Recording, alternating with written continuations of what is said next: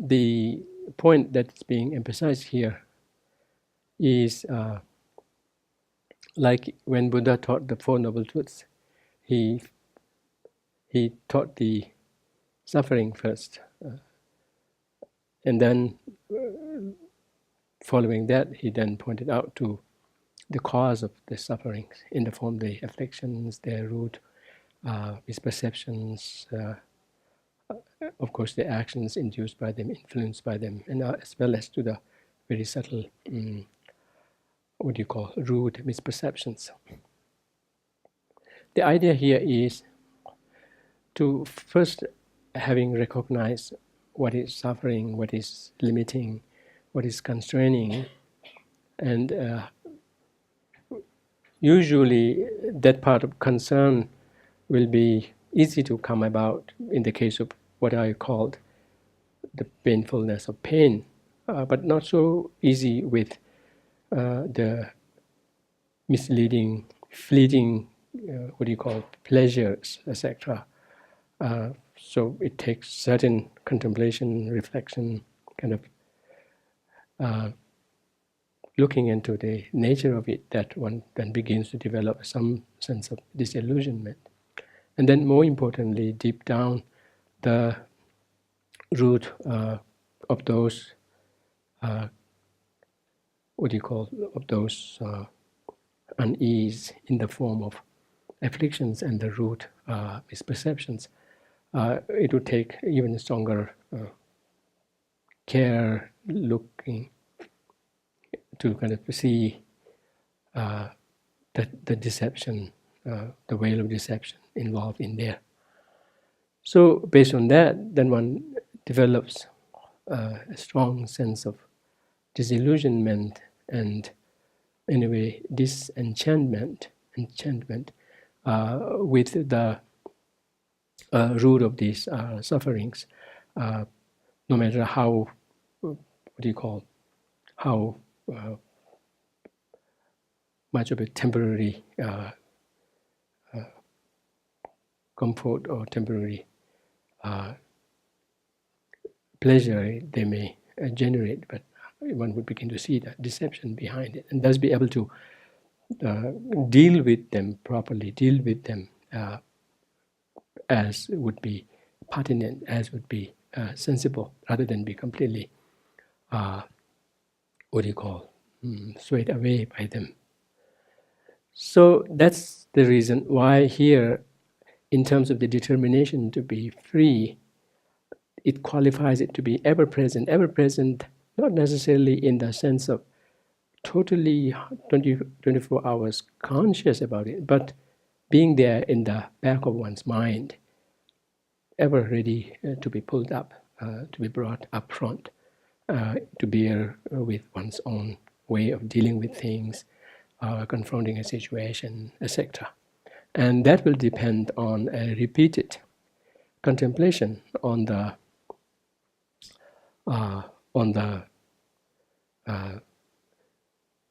illusory nature of these, on the nature of sufferings upfront, but more so of the more subtle,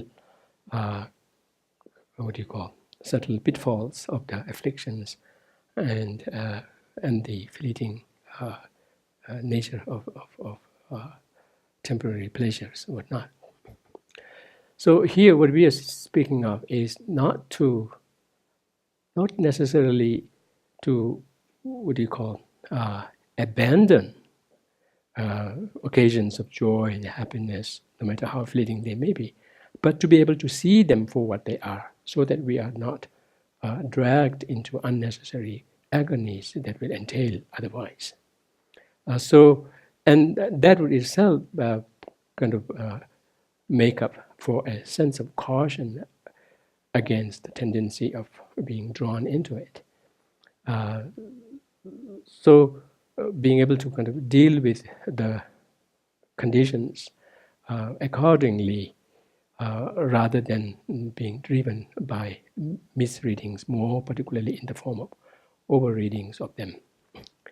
So ever-present may seem like, earlier we said, it's a tall order, but may seem like a difficult thing, but depending on how much one contemplates on them and the level of conviction one generates from that, there's the possibility of then slowly building up that backup kind of awareness, ever ready to kind of be brought to the forefront.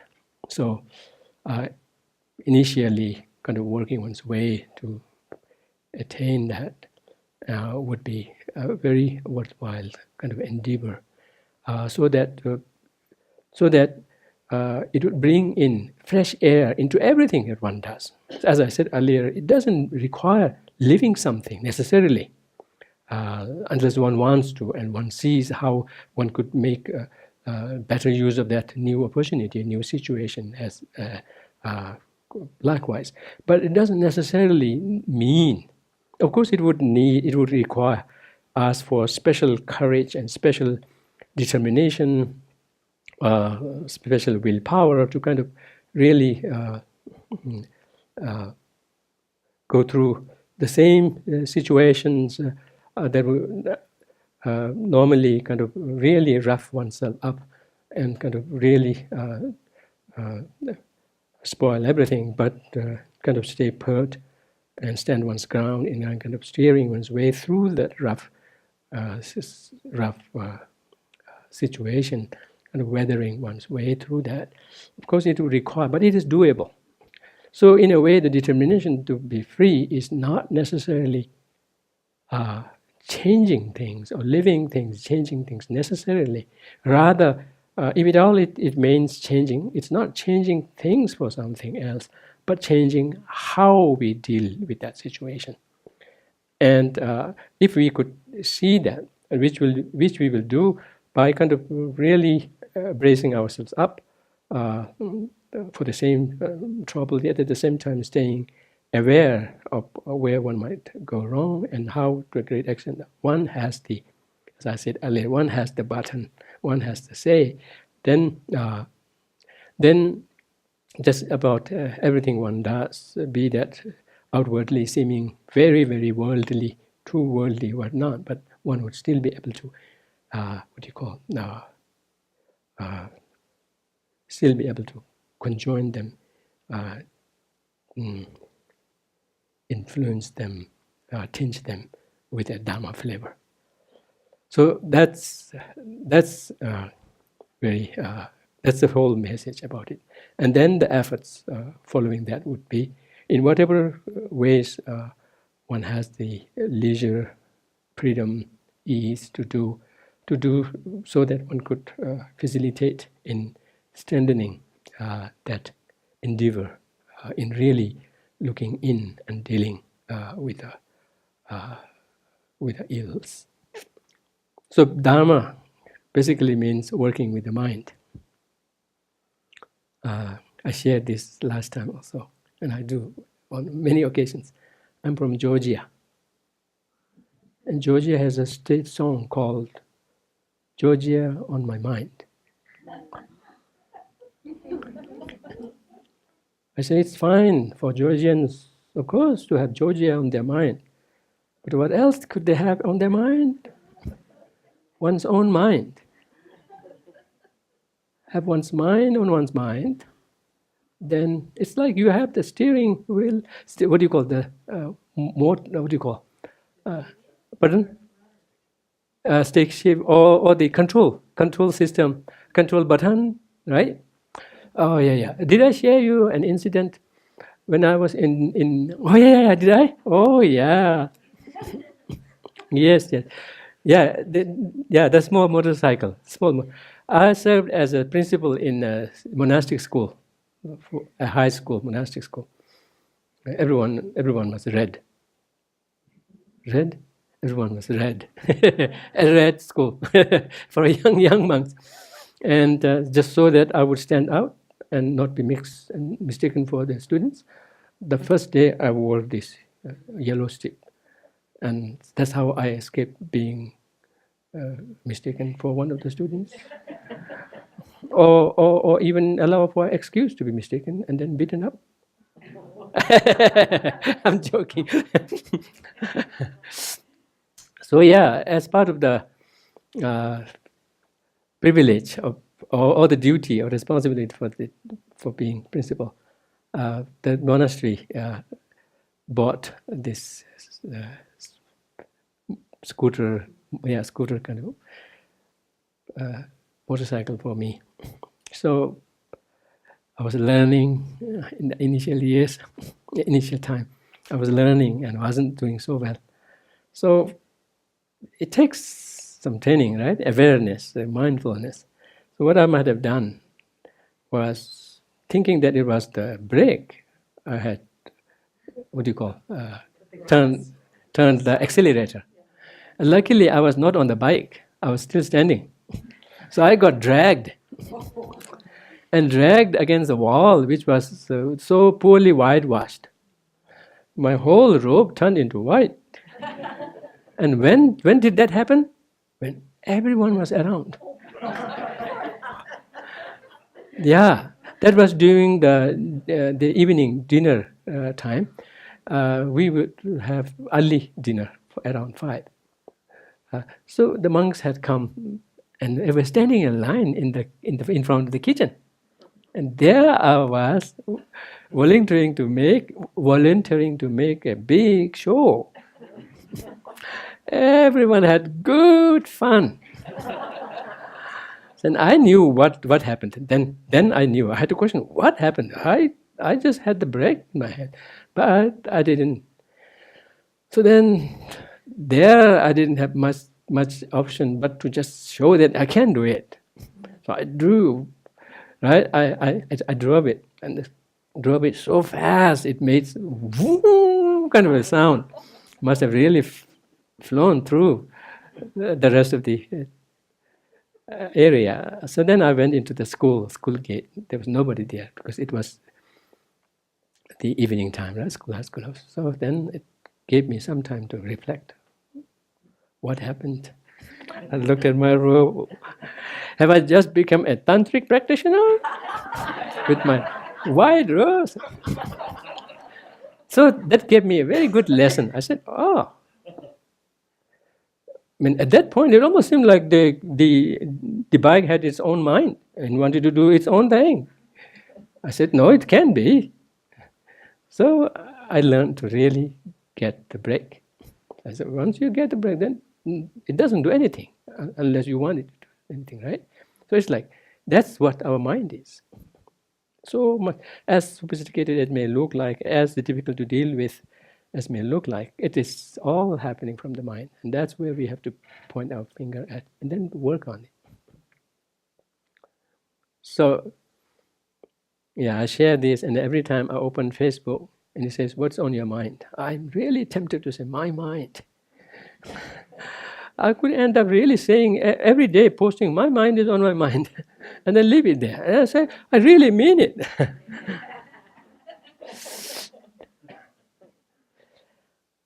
Yeah, so basically this is really training. So one very important lesson from a Buddhist practice is that having seen how so much of the causes are pointed at the mind, we should train in the mindfulness, train in the habit of looking at the mind every once in a while, and kind of making changes, improvement, wherever it is needed, kind of preparing ourselves for whatever is upcoming, primarily looking into the mind in terms of how we want to go about the thing. Okay, so can we move to the next one? Yes. Why do we need this determination or this aspiration to be free? So without this aspiration or the determination to be free, to break free from the dictates of the afflictions,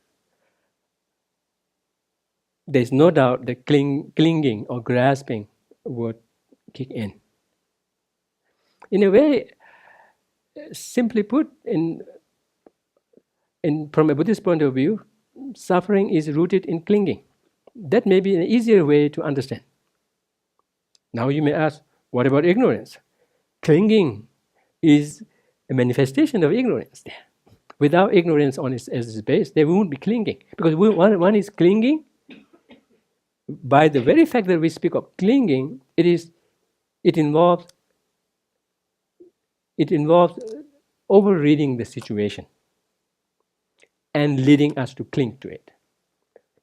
By the way, clinging comes in three forms.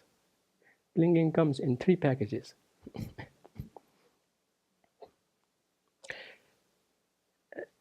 And this is sepa, right? Sepa. So clinging comes in three forms. One is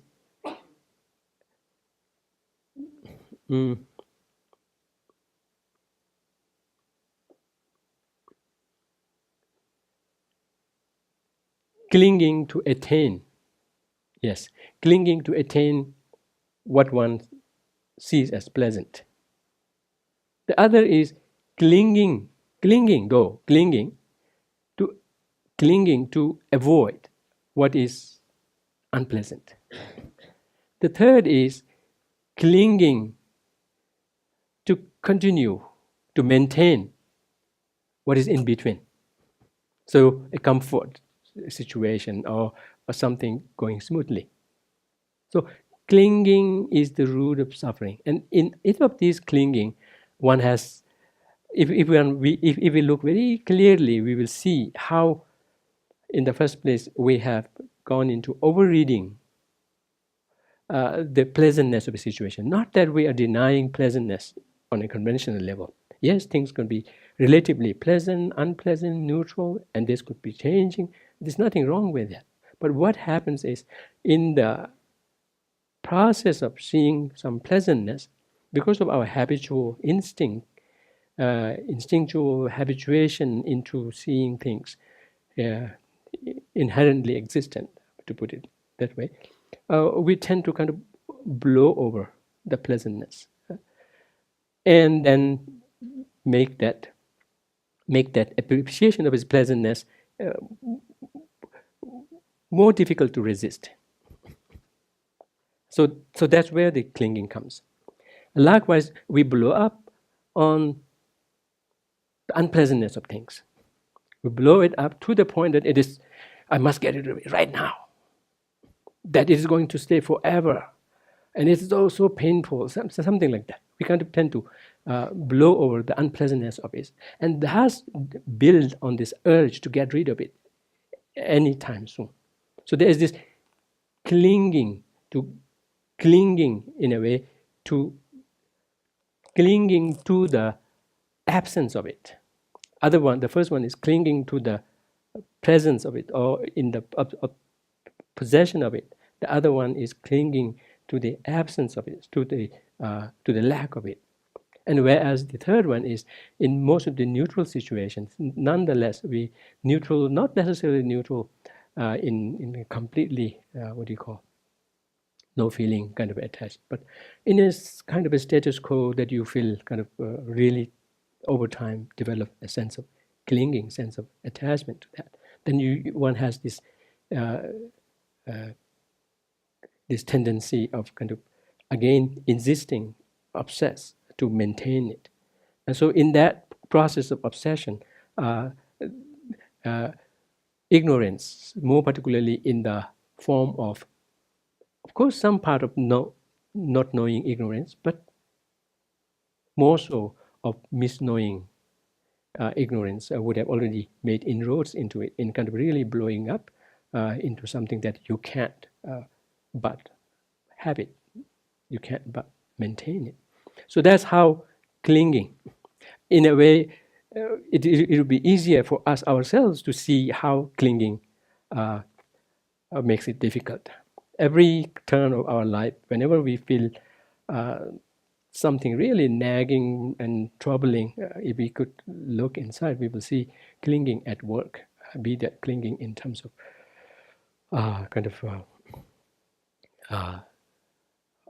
in terms of being obsessed to maintain something pleasant, or in terms of clinging to kind of get rid of it, or to clinging to kind of maintain it. And then when we look inside into the make of that kind of a mindset. We will see so many players at work in that. And to a great extent, it is the, the unreadiness to accept the reality. To accept the reality.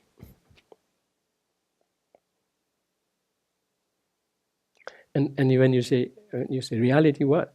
Oh, okay, reality of impermanence, reality of limitation in how much certain things can provide, a limitation in how one reads oneself, who you are, a limitation. So not reality of who you are,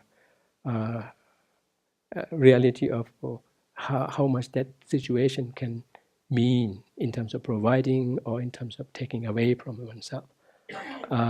And of course, the reality of how it is itself kind of impermanent, how it is itself kind of say in a very profounder way, the reality of its lacking any intrinsic identity, intrinsic quality. So we'll begin to see how unreadiness to accept those, or maybe not knowing them, or completely misconstruing these realities would be in play in kind of really, cementing the process of clinging. So that's the reason why clinging has been kind of has been highlighted here. There may be other afflictions at work, but basically clinging is because when we understand the reality, be that in terms of impermanence, in terms of limitations, in terms of constraints, in terms of who we are, in terms of lack of any intrinsic identity, whatnot, if we make peace with reality, one will have much better time in dealing with the situation. If that be a loss of someone, one will be able to kind of deal with it accordingly. And likewise, if it is any other situation of kind of, very often we are really tormented when somebody points out at our faults. And if we look at that, it is very telling. On the one hand, we want to better ourselves. And the way to do that is by knowing what is stopping us. What are the wrongs in us? We ourselves have a hard time finding them. Others are volunteering in pointing out, this is wrong, this is wrong, this is wrong. But we are so, so turned off. Resistant to this. And so it's clear indication of how our thinking at that point, more particularly our impulses, have been so habituated and geared into kind of misreading the situation and not seeing the situation, not seeing the reality that kind of builds up those unpleasant forces within us.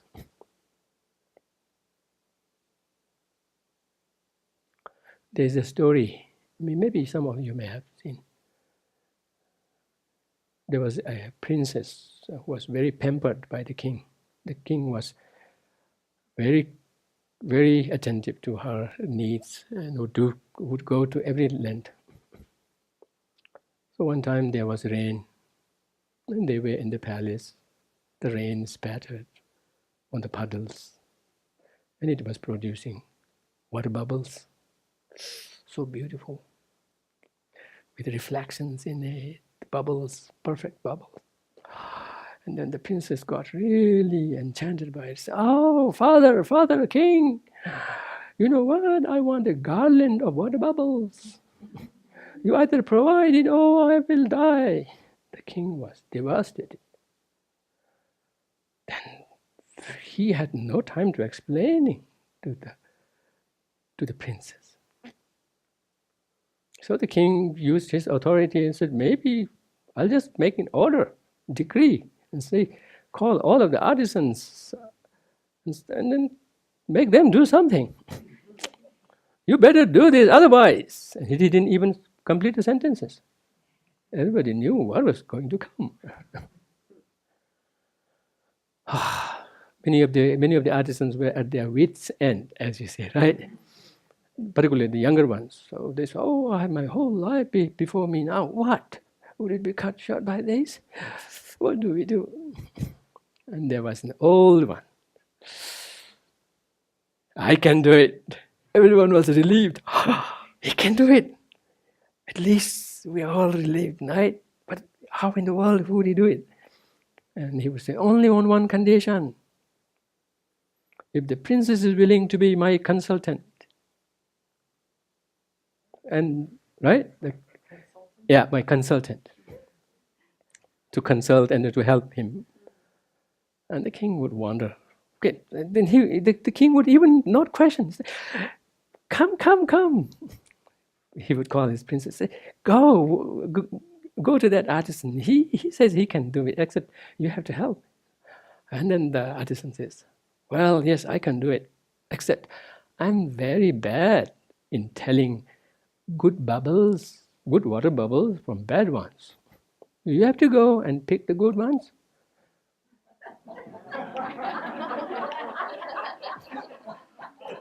Then just give them to me. I'll make the garland so quickly. One could even imagine the princess really frolicking, right? Her way to the puddle and then really it took so long that she couldn't get even one bubble intact to bring to the artisan. She didn't go to the artisan at all. She called to the king and then said, Father, I've changed my mind. The bubbles are still very pretty, except they don't stick around. They are impermanent. That really deflated her obsession.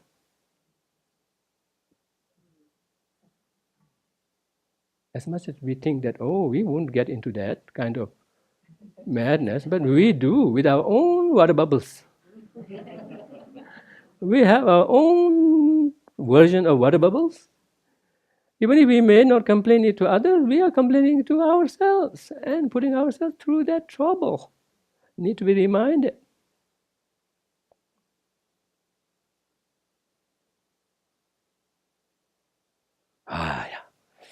So then there is this classic example, right? During Buddha's lifetime, Kisa Gotami. Oh yeah, the lady who got abandoned by her husband but had just given birth to a child who had suddenly died. She just couldn't take it. She was desperate to have him back into life. Then eventually she went to the Buddha and said, please bring him to the light. Okay, sure, I can do it. Except you go into the town and then bring master seed from a family where there hadn't been death, where death had never visited there. She was very hopeful. She would go, and then at the end she would realize herself what Buddha was teaching her. She had to make peace with impermanence. Which is not to say that we just don't care about everything. We just care about things accordingly. And on top of that, when we see things as impermanent, make sure we make the best use of it, get the most out of it, most sensible out of it while we have it. Just as the expression goes, make hay while the sun shines. Yes. So it's the same thing here. So it's the same thing. Right? Isn't that the expression, right? Oh, yeah. Yes. So the reality should be understood correctly. Sometimes people tend to say, if I were to contemplate impermanence, I might become totally careless. It's not like that. It's misreading it. When you begin to see impermanence for what it is, and really be inspired to the best and move along with it in the most sensible way, then that would be by making the most sensible use of it while one has it. Yet, while at the same time be totally accepting of the reality of it.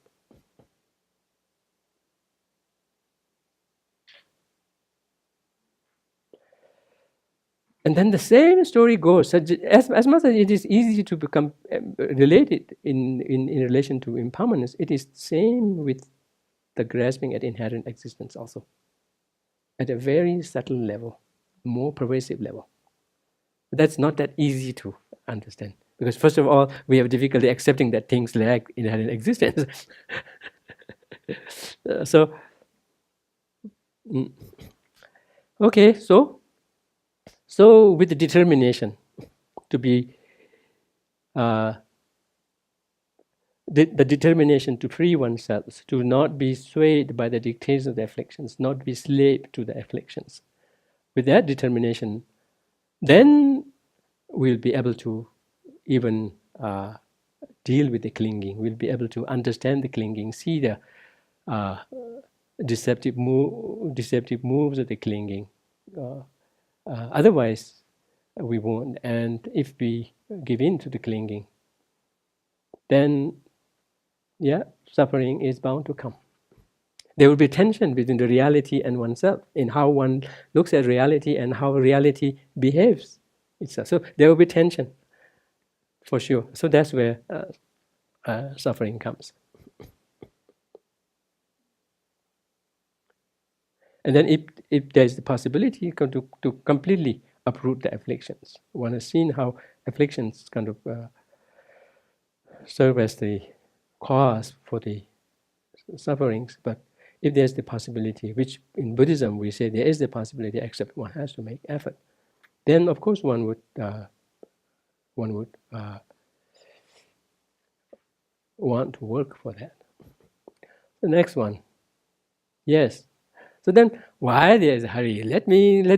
Why there's hurry in really working on this, seeing this?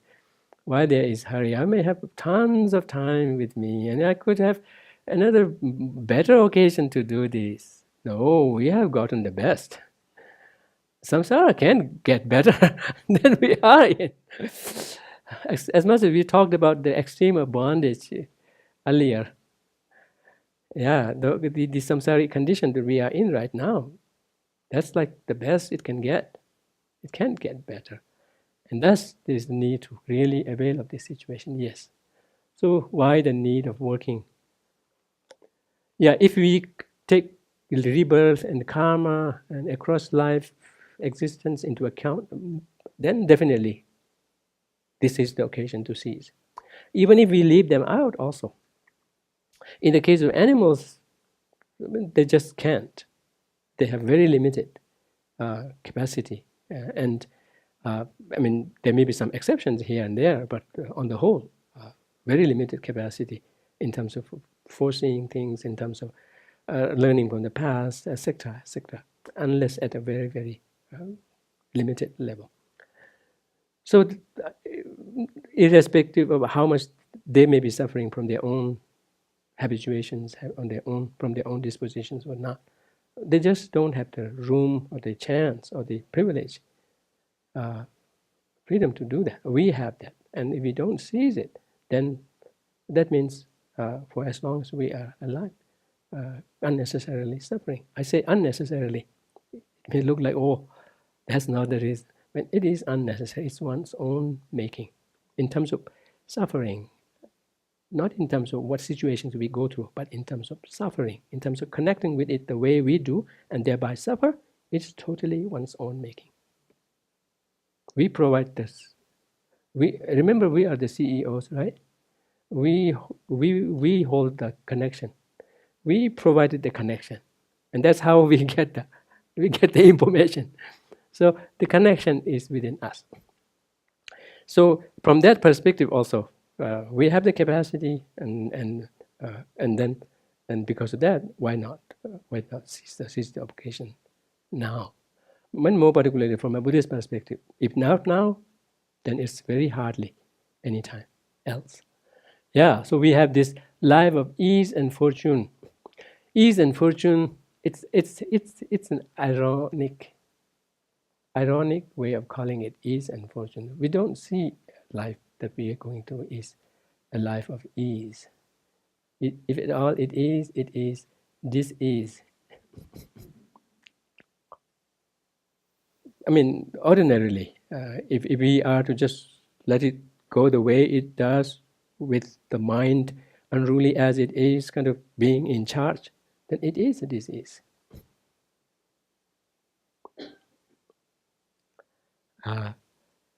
But why I'm calling this, or why the Buddhists call this the life, precious human rebirth, as life of ease and fortune, is it has the potential, the capacity of really making the difference.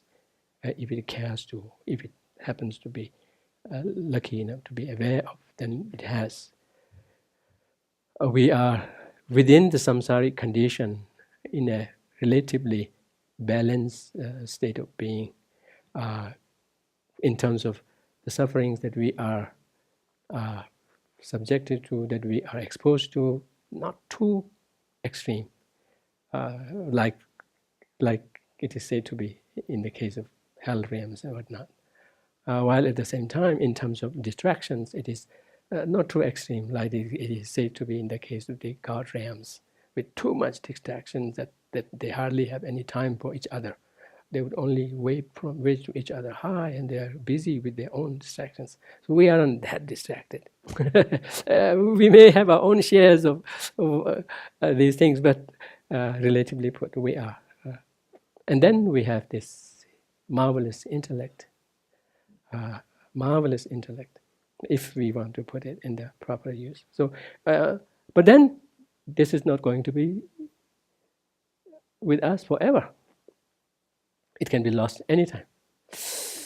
Speaking of losing any time, these recent situations, incidents, has been real kind of a, what do you call, reminder. How just in front of our eyes, so many lives got wiped out across ages, across situations, right? And it could happen to us also, anytime. Although we are reminded of that only when these hurricanes are, it is as lurking as any time, right? It's as possible to happen anytime.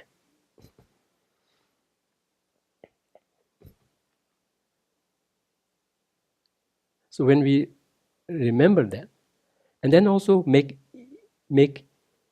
peace with it by understanding it for what it is and be accepting of it, and then come to the reality of how then best to go about it, kind of then making the most of one's time while one has it, then one will see how everything would fall in place, and life definitely would kind of show its wealth, its strength. But in the meantime, in the middle, I say it is hard to find. It's hard to find another like this.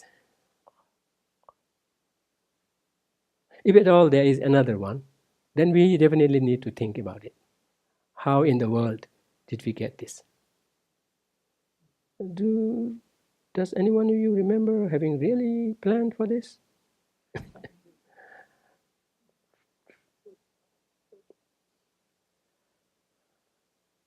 Could it be totally uncaused? As much as we say, oh, by chance this happened, but even chances have causes. It's just a way of calling things chance. Nothing escapes.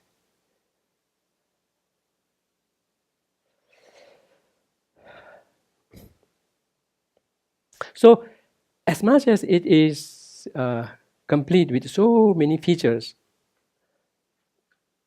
so logically we infer that the causes would have to be as many. It can be just a singular cause leading to this marvelous collection of potentials that we are. By the way, when we speak of precious human rebirth, we are not counting every human birth as precious in this, as precious or as endowed. Of course, all lives are precious. So in that respect, every life, human, no matter what. But speaking of preciousness in this case, in this sense of how potentially facilitated it is, then that's not every human life.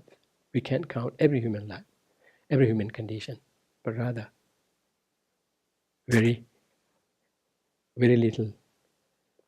And from among those who are what you call endowed with these conditions, they just remain endowed with these conditions, not ever getting the chance to really use it, to really express it. So maybe one may be fully endowed with those qualities to really make a difference, but never ever meet with the situation. And even when the situations are around, one may not have the luxury or the privilege of kind of awakening to it, and thus spend the whole life just merely carrying that fortune and ease in potential, but never ever getting to exercise it.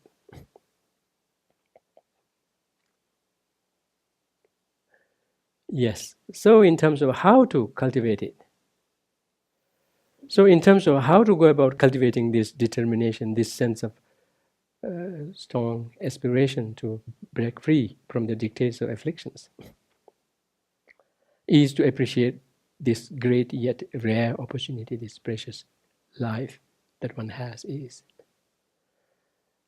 In really standing up to the quality, in really living up to the quality of the life that one has. Not just merely kind of wasting it away into under the dictates of the situations, but rather kind of living up to the potential that it has, and kind of really kind of showing the worth of it by kind of weathering through the different situations with the awareness, with the understanding, with the awakening that it would deserve, that it would be fitting. And another way is being reminded of the fact of impermanence and death. I emphasize the part about the fact. It is not something made up, it is a fact. And one thing that is 100% sure is our mortality. There's no doubt about it. No doubt about it. So being accepting of it, and then making that awareness part of one's decision of how to look at life, would be very relieving. To a great extent, our sense of clinging is our failure, because of the failure to accept this reality, 100% reality. And because of that, we tend to be very protective, very possessive, very obsessive of so many trivial things, which are all, the obsession of all is built on this on this failure to accept the reality of death. By the way, one of the Swiss psychologists, Swiss-born American psychologist, Elizabeth Kubler-Ross, it's very telling how in her researches she has found out how people really suffer from failure to accept this. She has come up with this famous, what is called the five stages of grief and bereavement. Wow, it is so telling. The last of the stages is acceptance.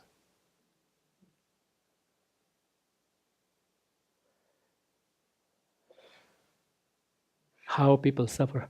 And that too, all the year people have been deceiving themselves of the fact that this is not to happen, that this is not going to happen to me, or one kind of just shutting it off one's mind. And then at that very crucial stage of life, having to really deal with it, and then eventually, no matter what, had to kind of painfully accept it.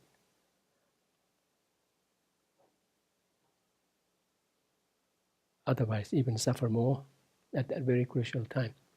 And then when they do dawn on this, it would have been already too late now.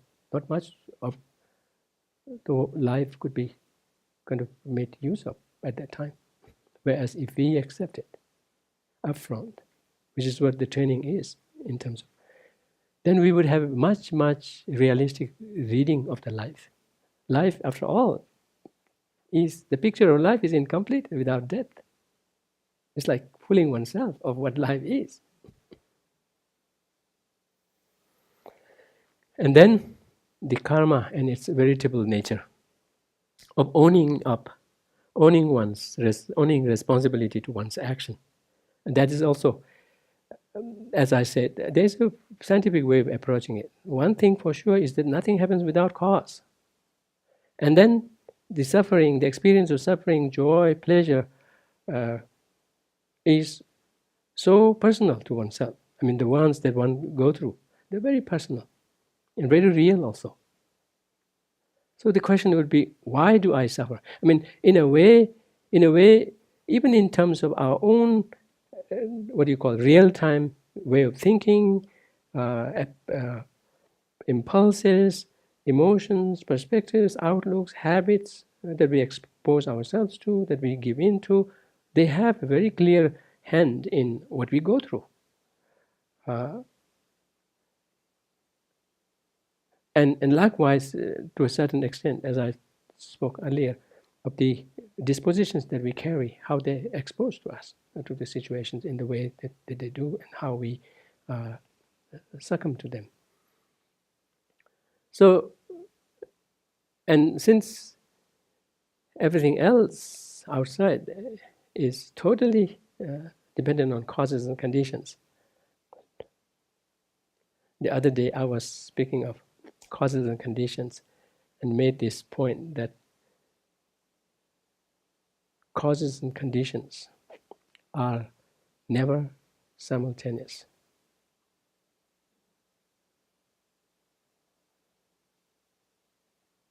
Irrespective of how much some of them seem to be simultaneously affecting each other. There's no such thing as simultaneous causation. Because if two things are simultaneously existing, particularly when we speak of causation in the sense of giving rise to something, then it would have to be always sequential. There would have to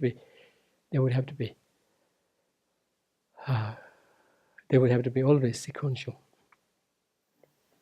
Oh, did I say causes and conditions? Oh, yes, that's very right. That's right. Yeah, I meant to say causation, definitely. Yeah, thanks for pointing that out. Yes, definitely. Causes and conditions have to work together and then lead to their effects. And the effects and causes, they cannot be simultaneous. Because particularly when we are speaking of causation here in terms of giving rise to the effects, then for something to be given rise to, the one that leads to that has to come before it. Otherwise, for something simultaneous, there would be no need for, depending on each other, for their arisal. They would have to be already equally arisen.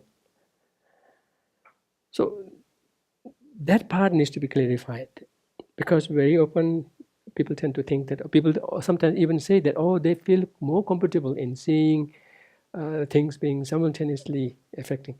Simultaneous in the sense that there can be two things existing and affecting each other, but the way it affects each other in terms of the actual condition in which the one affects the other in terms of making a difference, it would have to be still sequential. So what I'm getting to is that first see if we can make peace, agree to the fact that nothing in the world can happen without cause. So here we are approaching the world system from the Buddhist worldview. So if we approach it from a different worldview, then of course we're approaching it from a different paradigm, and then the explanations would have to be different, and then maybe there is a way of explaining and accounting for that. But if we approach it from the Buddhist perspective, then within that paradigm, see how in the world there can be anything that has been not caused. And from among them, the experiences that are very personal that we have, that we go through, on the one hand, we can very clearly see how our own way of thinking, allowing things to happen, not taking charge, etc., has some say in the experiences that we go through. And likewise, we can say the same thing with other experiences that we individually, personally go through, that it will have to be cause. The cause have to be something to do with me. So that way, one could begin to see the veritability, you called it, right? The veritable nature of karma, and thus be more kind of just be willing to be more responsible to one's action, and that way again kind of put oneself back into the driving seat in terms of how one conducts one's life. And there, as we see earlier in terms of the causation, the point where we can really make a difference is not just merely confining ourselves in dealing with the outer expressions of the inner thoughts, but rather dealing with the inner thoughts themselves. And that way, in the course of doing so, in the course of our having some success in it, one could begin to really see the amazing potential this life as a human being has. And then at the same time see what the sufferings would be. How failing to take charge of one's emotions can lead to so many unpredictable sufferings, right? How much of the mental entanglement kind of really shows up in terms of the experiences that we go through. So these are the classic,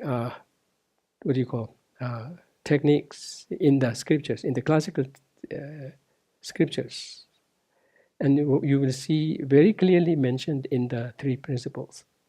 In other Buddhist traditions of Tibetan, Kagyu Nyingma, these are called by a different name, Lodok Namshi. I found a very interesting way of calling it, in translating it.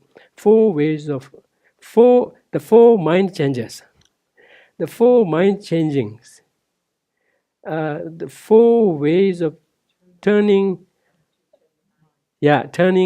one's mind, turning around one's attitude. So many, four ways of changing one's attitude. But how I read this is very little different, because in the Tibetan it says Lo Dok Namshi. So it's like four ways by which you will be better off, but it will involve not listening to your usual tendencies. It's like averting, or parting way from your usual parting ways from your default way of thinking, and which would bring a difference in one's life. So these are the areas, these are the fields to kind of dwell on, so that one's sense of determination grows. And then one thing that we have to be very clear, I think it has been all through this session of dealing with the determination, is determination to proclaim freedom from the slavery of afflicted emotions and dissonant mental states. That's how we have to look at it. And we have the birthright to that freedom. So that's how we have to look at it.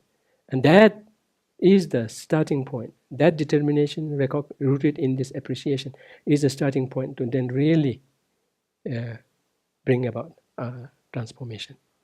And that's irrespective of whether one has taken to any kind of a lifestyle, be it monastics or not. But at least from a Buddhist perspective, so long as you want to make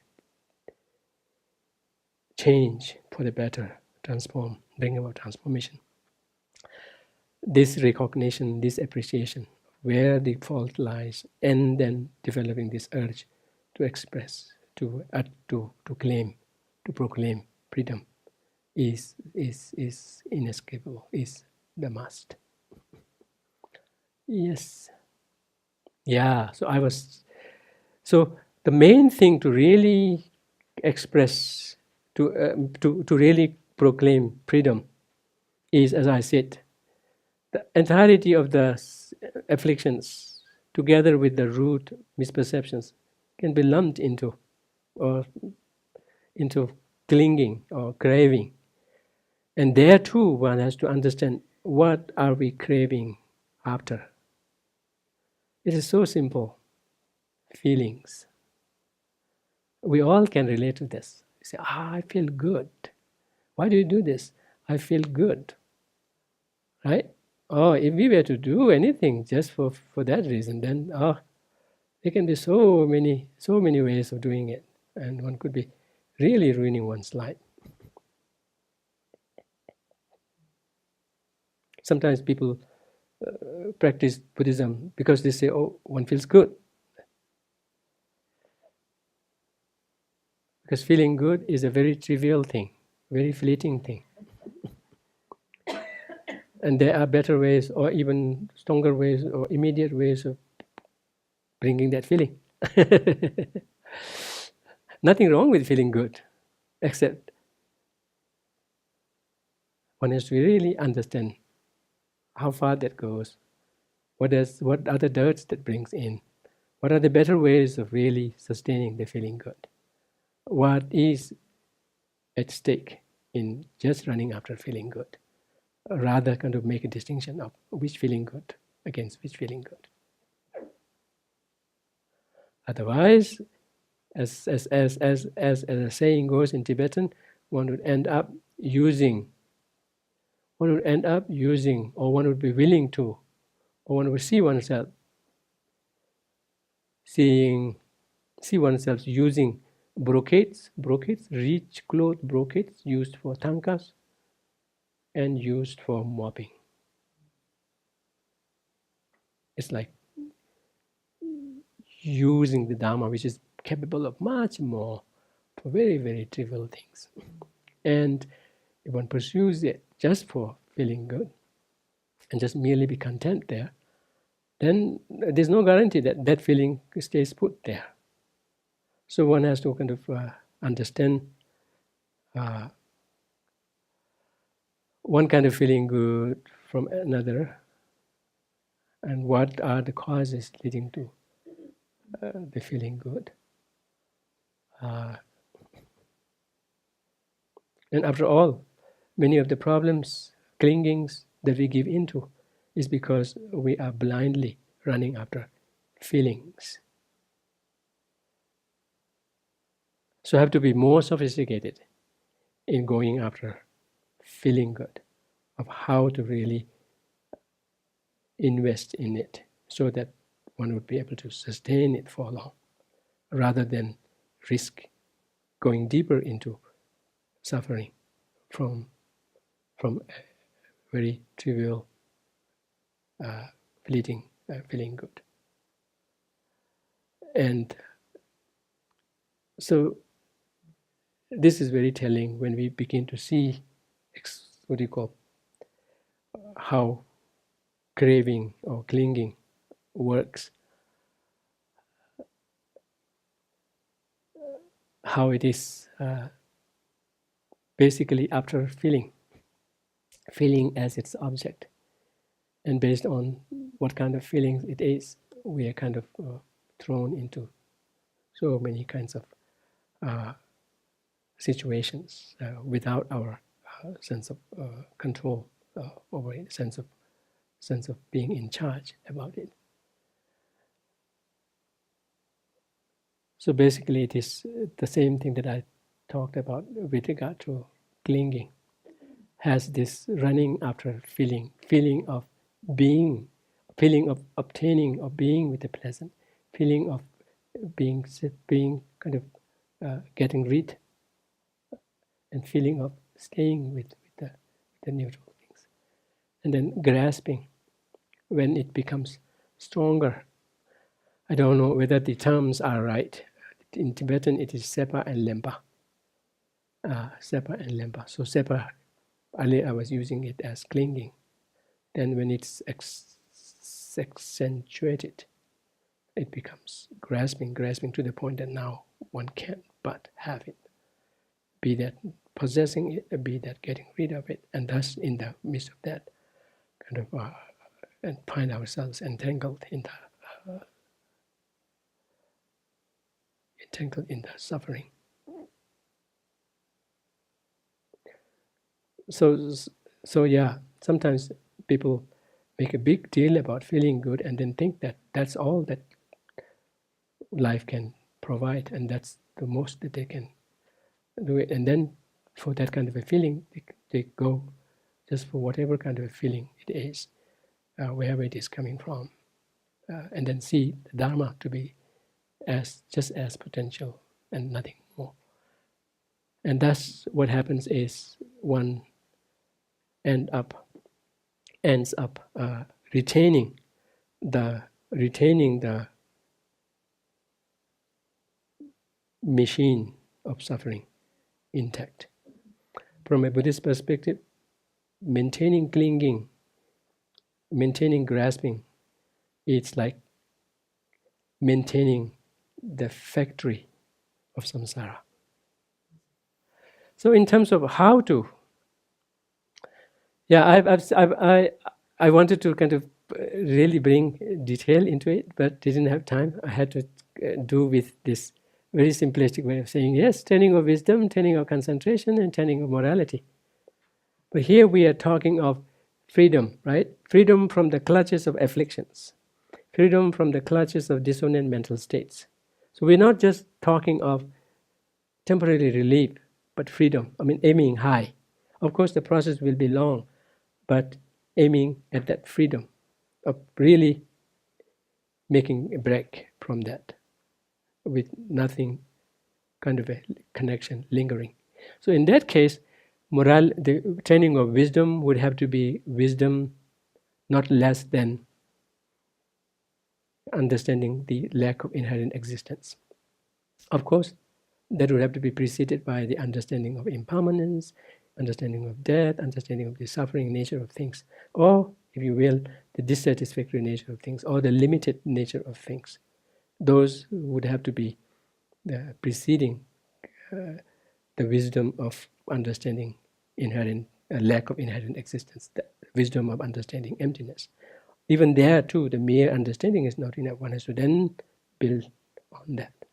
So as much as simplistic it may sound, like this is true for all kind of Dharma practices, but if one's aim is to break free from these afflictions, no matter how long it may be taking, if one's aim is that, then the wisdom should eventually include, among all others, the wisdom of understanding the lack of inherent existence. That's what we are going to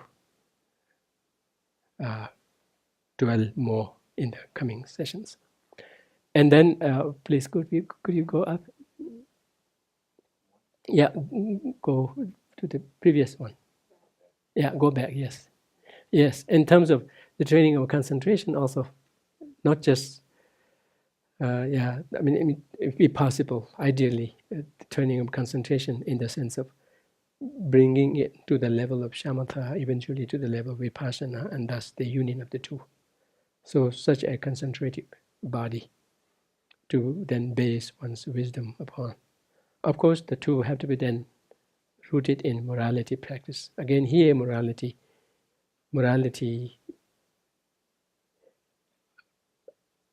either in a householder's lifestyle or in a renunciates lifestyle irrespective, but nonetheless morality that is aiming at, that's rooted in this determination to be free from the clutches of afflictions, which is another way of saying the determination to be free from samsara.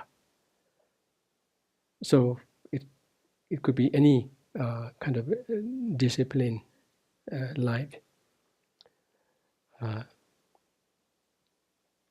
irrespective of what lifestyle one leads, but morality rooted in this aspiration to free oneself from the samsara, or from the shackles of afflictions. So that would be the composition of the 3 trainings here at this stage. Just merely putting it as 3 trainings is not enough, but I didn't get to put all the details of it. So from a bodhisattva point of view, the other extreme of existing, well, from a Buddhist point of view, we can't go out of existence. There just is, I don't know how in the world we came into existence. It's a big question. How? I didn't make any decision to be in existence, but I just happened to be. And I have to deal with it. Actually, I like this way of perspective. Sometimes it helps. I heard a British psychologist, maybe. Don't blame yourself. You are who you are, not after your choice. But you have to deal with it. And you can deal with it and make it better. But don't blame yourself for who you are in the first place, with whatever deficiencies there may be. That's not your fault. It's interesting. Of course, from a Buddhist perspective, it's not saying, oh, no. You're responsible for what you did. But yeah, seeing in situations where that may not be acceptable, where that may not work, right? May not be that easily agreeable, then this is really a very good way of bringing it, saying, no, you are not to blame for what you are in, but you're already in it. This is the reality. Deal with it, and you can make a difference. So sometimes, if need be, we could also resort to, well, I can't do anything with my being in existence, but I am, and it can be a good thing if I want to, and that's how we can move on. But from a Buddhist perspective, being in existence, irrespective of whether it's out of choice or not, is not necessarily a big deal. It's not necessarily a big deal. One could be either in the extreme of being completely dragged by the afflictions, whatnot, or another extreme of existence. At least from a bodhisattva point of view. Of course, this would be, for many of us, including myself, or maybe not, a good place to be in a state of complete freedom from the afflictions, even though one may have even the very subtle dispositions of it still left to be dealt with, subtle traces of it still left to be dealt with. Yet at the same time, if one has uprooted the afflictions to the point of now kind of having rendered them totally irreversible, and not to be dragged into engaging in actions under the influences of these afflictions, I mean, that is itself a state of peace. On one's personal term, that is a state of peace. So I call this complacency in nirvana from the bodhisattva point of view. So from a bodhisattva point of view, someone who is altruistic and is bent on working for the sake of all sentient beings, bent on working for the sake of all sentient beings, and thus seeing the state of full enlightenment to be the only way to bring that about. For them, such a state of personal freedom from the dictates of afflictions would not be that appealing, and they would have complaints against that. So that's why they say, oh, that is an extreme. So let's deal with this from the Bodhisattva point of view. Let's move to the next one, yeah. So earlier I was talking of extreme of bondage, and this one is extreme of personal serenity or personal peace. Like one has the peace of having worked things out for oneself in terms of freedom from the dictates of afflictions, but not having worked all the way through to kind of attain full awakening, Buddhahood, full awakening, and thus lack in certain qualities of being of total benefit to others. So from a Bodhisattva point of view, they would have complaints against such a state of being. So they say it's being content with mere freedom for individual well-being, mere freedom from the afflicted emotions once for all, and thus be never subjected to a samsaric existence under the dictates of afflictions or not. And kind of indulging not in a afflicted klesha, afflicted sense, but kind of being absorbed, meditatively absorbed in the peace of personal freedom in that state.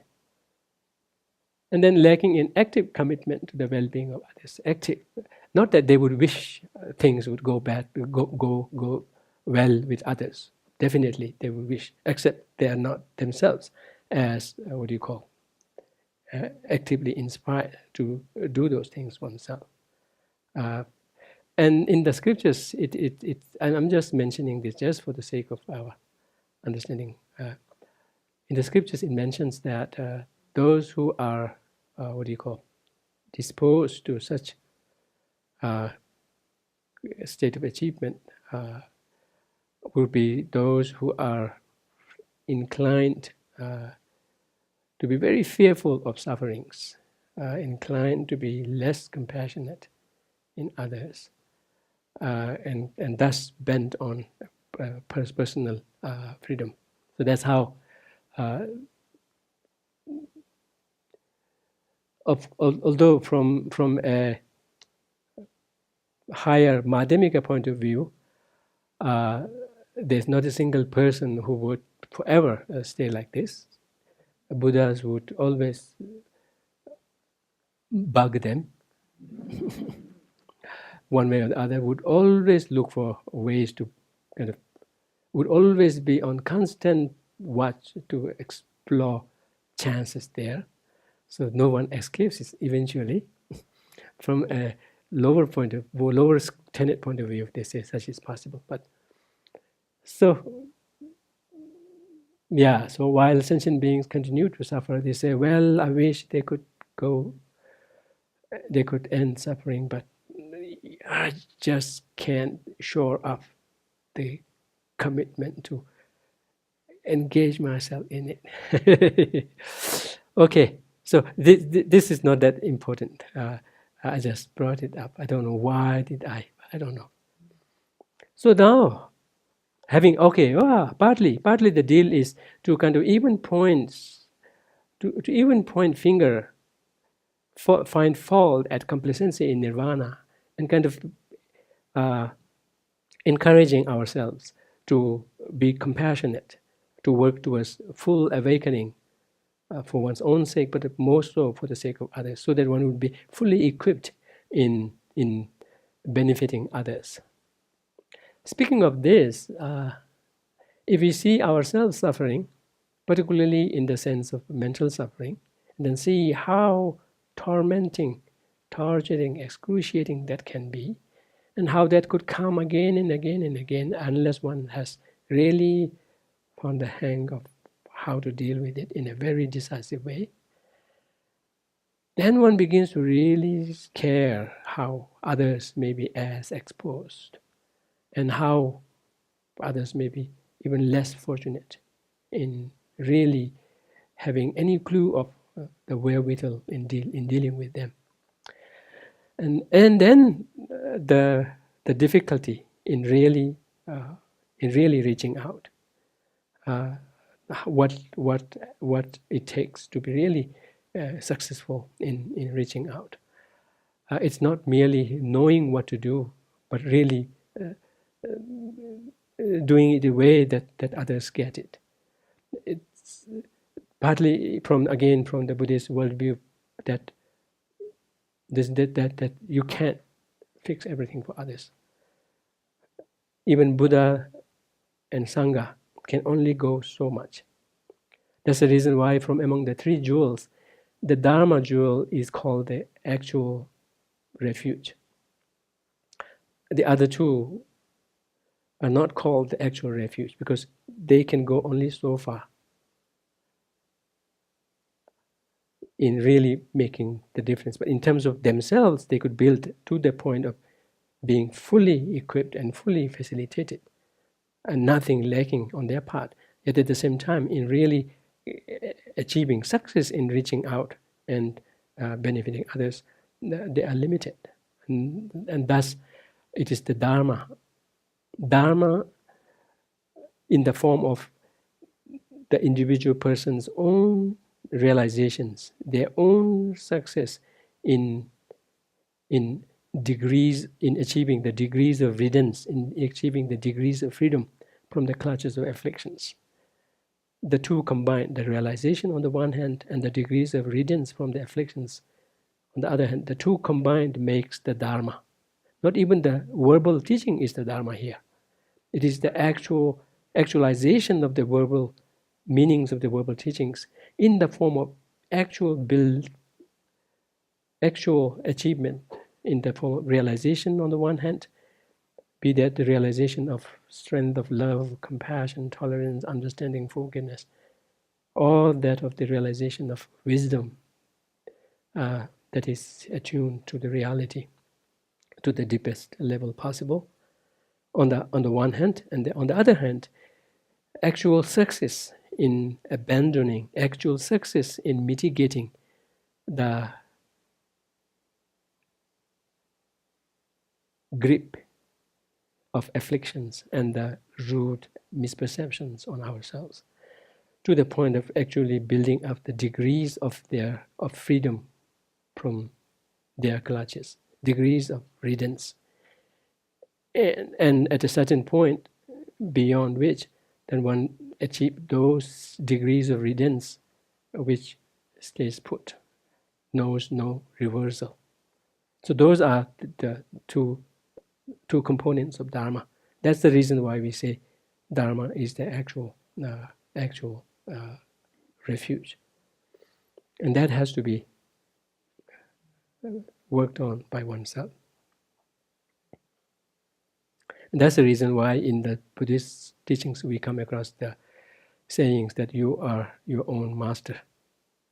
Sometimes people misread this saying, oh, others can do nothing. There's no use for Buddha, Dharma, no use for Buddha, Sangha, nothing, because they can't do anything. You are your own master. Not in that sense. It's saying ultimately, one needs to walk the Dharma. Others can facilitate in